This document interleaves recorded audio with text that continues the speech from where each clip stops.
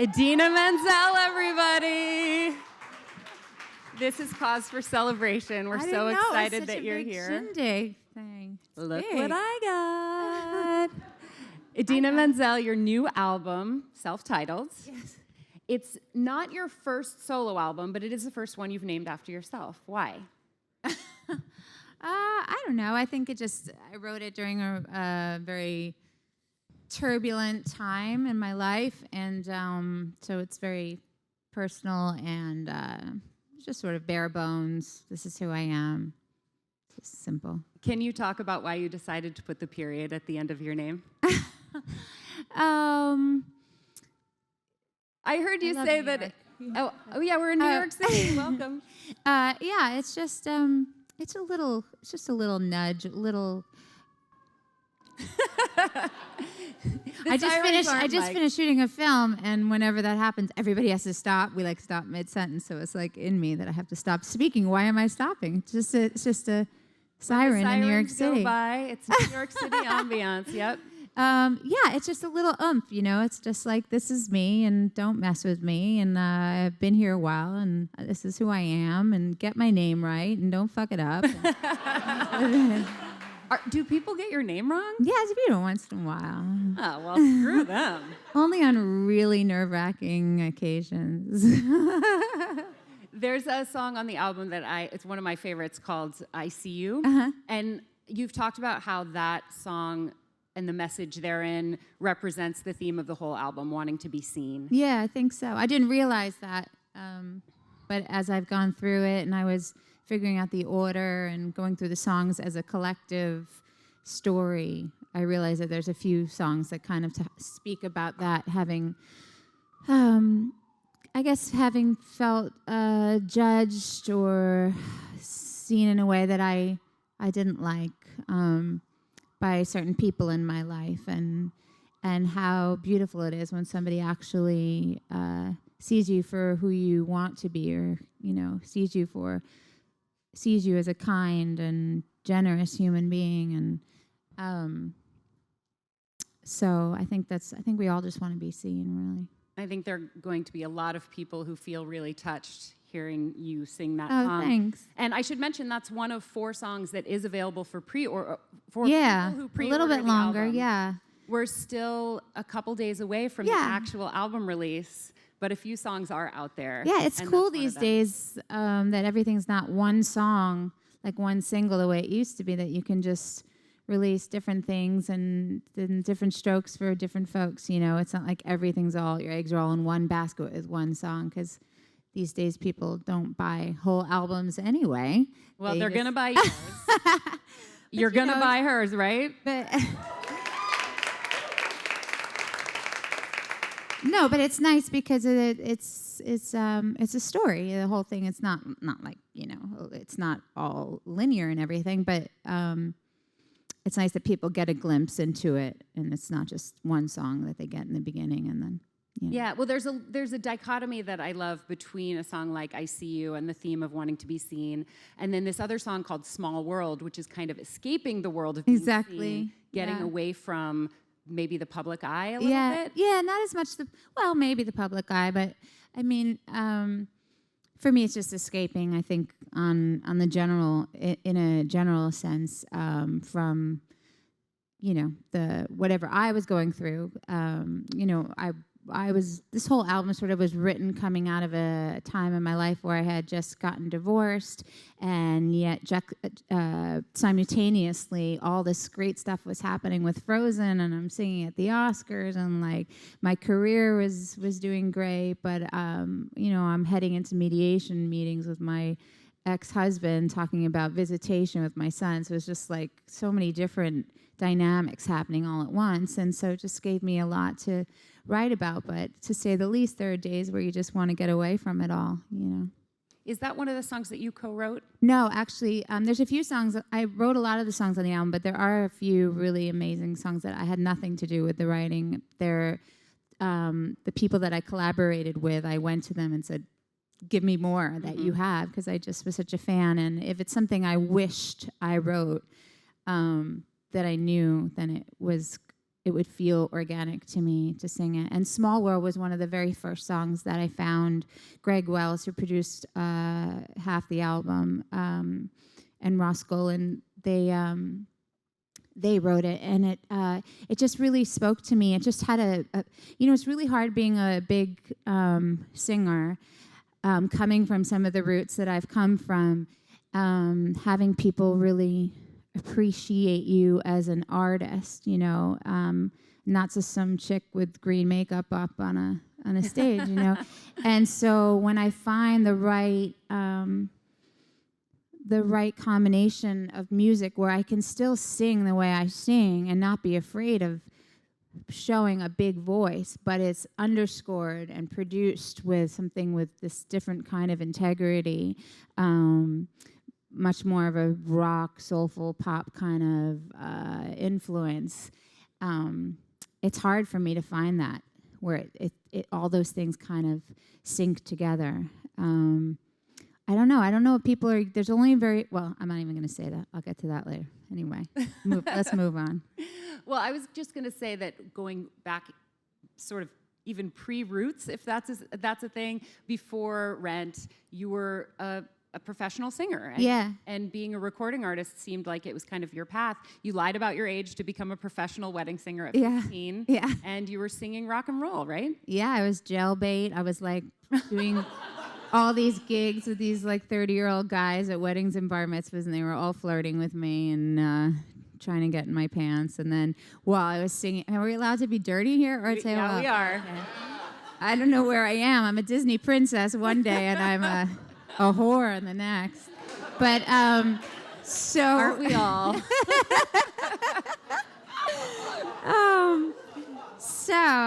What were we saying? I don't even remember. I really don't remember what we were saying. I was asking you about being a wedding singer when you were 15 years old. Yeah, they were always trying to get in my pants while I was singing like "I'll Always Love You" by Whitney Houston or something.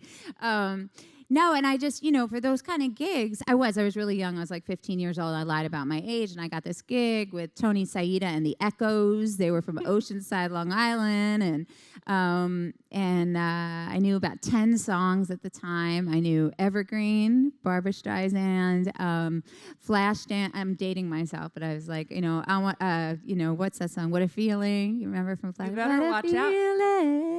Oh wait, how does it go? Anyway, man. But then in order to like be hired as a real chick singer at these gigs, you have to know like 200 songs. You have to know like jazz standards and old rock and roll and Motown and the pop stuff at the time. So it was really a great education for me. And the music that I took to the most when I started to really listen to like Aretha Franklin. I'd listened to Shaka Khan a lot and Rufus, and so I just I was sort of going in that direction. Do you ever think about the people who have you on their wedding videos from those days? I used to be so afraid of it. Lately, I've been wanting them to resurface. I really wanted to see it. I've been working on the story about myself, and somebody asked me, could you find any? And now I can't, for the life of me. I mean, I guess it would be on Beta and what was it called? Betamax. But you'd think that somebody would say, like, I think I had a wedding on Long Island around that time. Well, you wouldn't recognize me, even if I was. My hair was like 12 times the size of it is right now, and I used to use this hairspray called Stiff Stuff, and it was, and you teased it and up like you remember kind of like Julia Roberts and Mystic Pizza, remember that? I have my boyfriend's niece, I brought that up, and she said, oh, is Julia Roberts from Mona Lisa's Smile? And I was like, oh my God. Gonna die right now. She doesn't know Julia Roberts. But anyway, that big hair, and so people might not even recognize me. Well, I just implore everyone watching at home, go home and check your bar mitzvah video. Upload that to YouTube immediately. But it depends on what year. It depends on my attitude. So like, if I was like feeling good about myself and my future and my career, and knowing I'm going to break out of this and go on to even better things. And I probably was up there being like, what a feeling, But if I was in one of those moods where people weren't appreciating me and they were telling us I was too loud, or, some drunk guy was just like, then maybe I covered my eyes with my hair like this and didn't want the video guy coming by to catch me on the video because I was just pissed off. Well, this was definitely, that was the 90s, right? It was the era of the very, like, sort of the dark emo Grunge. singer-songwriter. Yeah, and this is jumping forward a few years, but didn't you end up performing at Lilith Fair? I did, yeah. The year, it was like Sarah McLachlan and Alanis that year and Natalie Merchant. Yeah, that was cool. Yeah, that's great. Yeah. When I think about, you mentioned your boyfriend's niece who doesn't remember Mystic Pizza. That reminds me of kids in general, like today's teenagers. And you are a creator of this incredible project called Camp A Broader Way. Oh, thank you. And I'd love for you to talk a little bit about that, raise some awareness about it. It's such a beautiful project. I went to summer camp.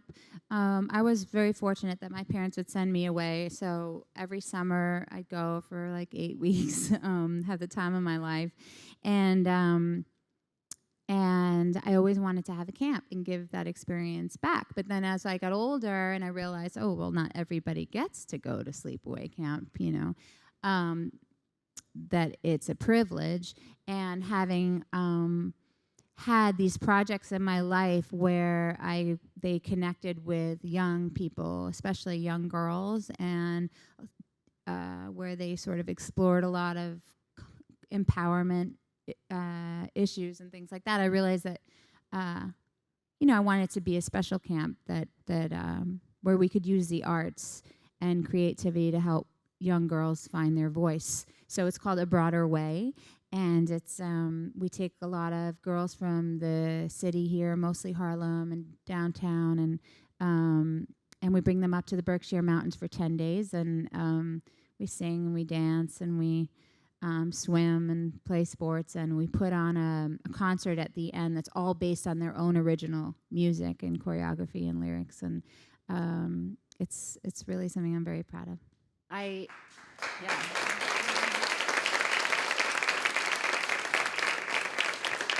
As I tend to do in preparing for the interview, I watched about 100 hours of YouTube footage of you, and my favorite thing above all is the video of you with the girls singing a song from your new album, Queen of Swords. Yeah, because they do a lot. They do a music video up there because we have some good equipment for them up at this place called Simon's Rock, where we rent their space. And so they'll do a music video each summer, and one of the girls directs it, and they storyboard it all out. And so this year they said, look, we'll do one of your songs since your album's coming out. So we did that song you heard in the beginning called Queen of Swords, and we did it Facebook Live. We came up with it in about 5 hours, one take, and the girls all came in. And the thing I love about it the most is that it starts with about 5 of my oldest girls. The program's about 6 years old now. So the girls that have been with us that are now counselors coming back to be with the younger girls. And we start with them. And then as the song goes, you start to realize there's more and more girls. By the end, there's like 100 little girls running out in colorful camp T-shirts. So it's cool. The joy that you exude in that moment, I just felt like I was getting to know the real you out there in the in the mountains with the people. Well, the thing is, having a camp or a foundation, so often you're asked to spend time fundraising, because if you're the person people know, then everyone in the camp says, can you go ask so-and-so for this, or can you go ask this celebrity to come, or can you raise money in this way? And so sometimes I feel like I don't get to enjoy the camp experience enough. So when I'm actually there, which I try to be there as much as I can every summer, it's just like, this is why I do it. I think it's also worth mentioning that both the camp and the girls who go make a multi-year commitment so that it becomes a continuous experience as opposed to a one-off. Exactly, yeah, we keep tabs on them all year round, because I also related to this idea that when I finish a project, as I'm sure you can all relate to, something that really means something to you, and you're with like a group and a family, and then it's done, you kind of crash from that. And so I felt like, well, if I crash when a play is over, or I'm done recording an album, and all the people I spend time with, then how are these young girls who are totally bonded with these new friends and this experience, how are they going to do when they have to go back to their lives? A lot of those lives are complicated, and how are they going to be? So a lot of the money needs to go back into keeping tabs on them all year round and having all of these different events. So I think blah, it's blah, so blah. wonderful, and it's one example of many ways that you give back. You've done so much for your fans. Oh, I have. Well, you're doing some album release events. Yeah. You got one in Brooklyn where you've Yeah. invited people to come and share this new album with you. Yeah. You've even invited fans on stage with you to perform. Oh yeah, that's fun. Well, because I'm a creature of 8 shows a week, so any new, fresh person, mistake, new blood, anything is great to me. Some people don't like that because it scares them, but I like changing it up because it keeps everything organic. I'm so glad you alive. said that, because my personal obsession is failure as a tool for growth. And, it's sort of a weird word to throw out there, but I love that you said mistakes. Yeah, what's your biggest failure that helped you grow? I'm going to turn that question around and ask it to you because, oh, really? because I am not being interviewed today.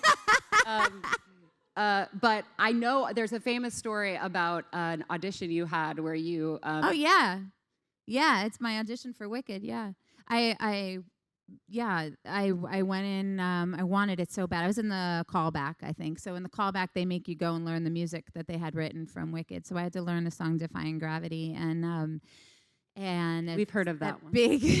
That big note at the end. You won't bring me down, and I totally botched it and cracked, and so then You could swear so here. mad.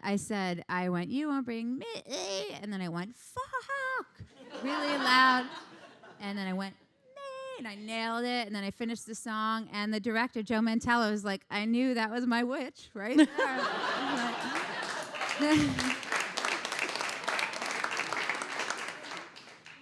I would recommend that to all the aspiring young artists out there, to curse in every audition, but you got to be in the moment and show yourself, because it's the only thing that's going to set you apart from other people. Yeah. My other favorite audition story of yours is, what was the song that you sang for Jonathan Larson when you auditioned for Rent? Oh yeah, it's let's give him something to talk about. Did you do When a Man Loves a Woman? Woman? Yeah. And he goes, and of course I wasn't in the room, but from what I've heard, he said something like, "Do you have a ballad?" Oh yeah. And you what went, did I say? You said that was a ballad. That was a ballad. Oh, I forgot about that. Yeah. I mean, to me, that was like a soulful ballad, When a Man Loves a Woman. But you've got such a powerful big voice. The funny thing about that is, like, if you ever look at sheet music, if it's a pop song, you know how it used to, they fade out a lot. So they'll put a repeat sign at the end of sheet music saying, like, just keep repeating the chorus till it fades down, like on the radio, But who does that live? So if you don't prepare properly, like I didn't, and you don't mark up the sheet music so that the person playing with you knows what you want to do, they just keep playing the song until you tell them to stop. And he just kept going and going. And I felt like sang the chorus like 12 times. And I was like trying to give him the eyes, like, I'm done. Let's finish it. But you're actually still there. I was still there. Yes, exactly. I'm still singing the chorus. So 4 songs from Idina have been made public so far. Yeah. I'm going to see if I can remember them. I do have a little cheat sheet right here. We've got Perfect Story. Yes. I See You. Small World, and Queen of Swords. Yeah. And I'm curious which song the public hasn't heard yet you were most excited for them to hear. And knowing that nobody's heard it yet, what you can preview a little bit. Well, there's a couple of them. Like, I'm really proud of this album. I'm excited about it. There's a song called Everybody Knows. I know, I do forget. There's a song called Everybody Knows. It's kind of gets really techno, and which I really dig. It's got this beautiful sing-songy melody, but underneath it's got a lot of like tension, and the beat is really cool. The last song on the album is just this kind of acoustic guitar, like I don't know, folky soul kind of thing called Nothing in This World. And I don't remember now. Oh, I know. There's a song. Yeah, there's a song called I Do, which is sort of like my fuck you to marriage. And yeah, I like that one. That's awesome. And just to counterpoint that, Perfect Story is such a beautiful, it's a love song to your to my child. son. Yeah. And it's about, one of my favorite lines is about not regretting, even if you are giving the big FU to marriage in general, the beautiful things that come out of it. Exactly. Yeah. Well, I have a lot of guilt about getting divorced, having been from a divorced family, and always promising myself that I didn't want that to happen in my life. And I still am stuck on this idea that I'm not giving him the idealistic, perfect life, And so I was wrestling with that a lot when I was writing the album, and the two people I was working with had been through the same thing, so we just had a real commiserating, feeling sorry for our divorced selves session, and I wrote this song just trying to explain to him when he's old enough to understand what happened with mommy and daddy and how it's not his fault, really. Well, it's beautiful, and talk about a treasure rising out of Thank you. difficulty. Are you going to be touring in support of this project at all? Yeah, definitely. Well, I love touring. I love performing live, period, whether it's, over there or I don't know where I'm pointing, but like you're actually pointing right toward New York Theater Works. Okay, yeah. So over there or in some city, wherever. I like the spontaneity. It's hard and it burns me out. And being someone that sings live and for real, I say that with just a little chip on my shoulder. I can't always be perfect when I have a cold or I'm not feeling that well. Perfect's boring, yeah. But in this day and age, people just get on that thing and write about how horrible you are in like 3 seconds if you miss a note. So I take that to my therapist, and then I get back out there and I do it anyway.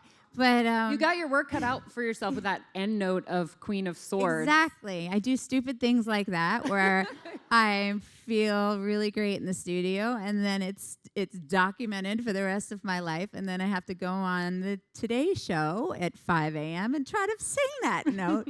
And because I don't want to lip sync it, I really want to do it. I'm taking a risk. So, but that's poor me, champagne problems.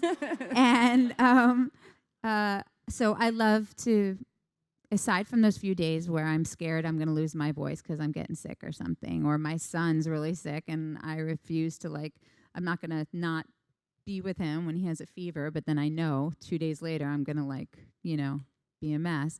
I love to just be on stage, and I love singing with my band, which is the other thing that sets this experience apart from doing stage and stuff like that. Like a theatrical experience, because I love jamming with my band. I love coming up with new things on the spot. I love that camaraderie. We come up with things at sound check. We put in little areas where everybody can do their own thing, and that's what I was when I was the teenager, lying about, being at the gigs on a Saturday night with all the old guys. I was, that's me. I just and I like to change it up, and so I'm not afraid of things changing. I actually welcome it, and like you said, sometimes when there are mistakes, they end up bringing you in this other journey, and you're like, oh wow. So I love it. I just sometimes need a little break, and then I jones for it again, and then I'm out on the tour bus and trying to sell some tickets. Well, we will all be there. I'm so happy that you're here today. We have time for a couple of questions from the audience. We're going to start with a question from an online viewer. So Ellie would like to know, since the beginning of your career to now, what has been your favorite song to perform? Oh, that's a hard question. Because they change all the time. I'm not trying to divert or not answer the question. I just honestly, songs change with the day and how I'm feeling. So I can't even answer that question. What's your favorite song to sing right now? What's my favorite song to sing right now? Probably one of these songs, because they're just coming to life and I'm just starting to rehearse with the band. And so Queen of Swords is really fun. I See You. The songs people think I'd be sick of, like Defying Gravity or Let It Go, I actually, on most occasions, really love singing them because they usually there's some young person right in front of me that's never seen me live, and I can tell, and so it takes me out of myself, and it gives me a real reason and a reminder of why that song and those projects and why they resonated so much and how powerful they are. That's great. Hello. Hi. Thank you so much for being here. Is that a birthday thing? It is. Oh, yes. happy birthday. Thank you so much. I couldn't think of a better way. So from the bottom of my heart, thank you for being here. Oh, sure. My question is, if you had a theme song to describe your life, what would it be and why? Oh, these are all hard questions. A theme song to describe my life? Can I see that album for a second? I'm going to guess it's Cake. Oh, Cake is good, actually. You know why Cake is good? I haven't heard that song yet. Cake's one of my favorite songs. It's the funkiest song on the album. The reason I like Cake is because, no, this is a good theme song. Because I always feel like I'm too much sometimes, whether it's for someone in my life, a boyfriend, or for my family, or on stage, publicly, whatever it is. I've always felt like I'm a lot. I'm either too big, my cheekbones are too big, my jaw is too big, my expression. That hair you used to wear to the wedding singer. My wedding singer hair. No, I just, I feel, and I'm neurotic, and I have a lot of things that I bring to relationships. And someone very dear to me, who I think sees me for the things I want to be seen for, says, "Honey, you're Cake." I believe me. And he's like a therapist, so he works with a lot of fucked up people. and he always says to me, "I can handle you. You're Cake." So I like that. I'm glad I picked that one. I think we have time for one more.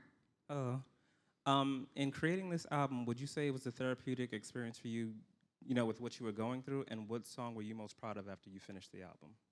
Yeah, it was totally cathartic.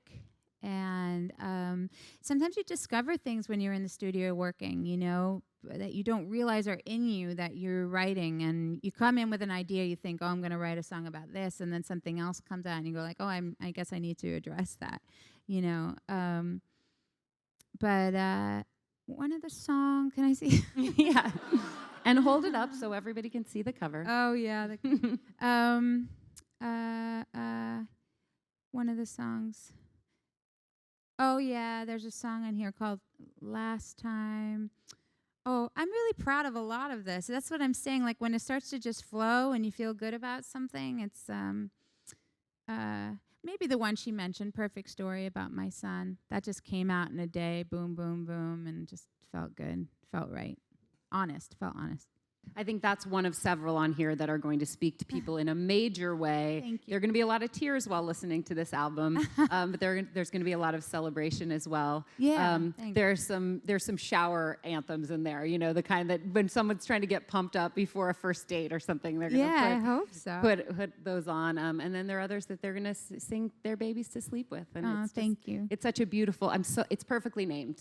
Thank you. And after getting to know you a little bit, I feel that way even more so. Thank you. Thank you so much for being here. Congratulations on the album. The album is released on the 23rd. Everybody go buy it, and more information's at idinamenzel.com.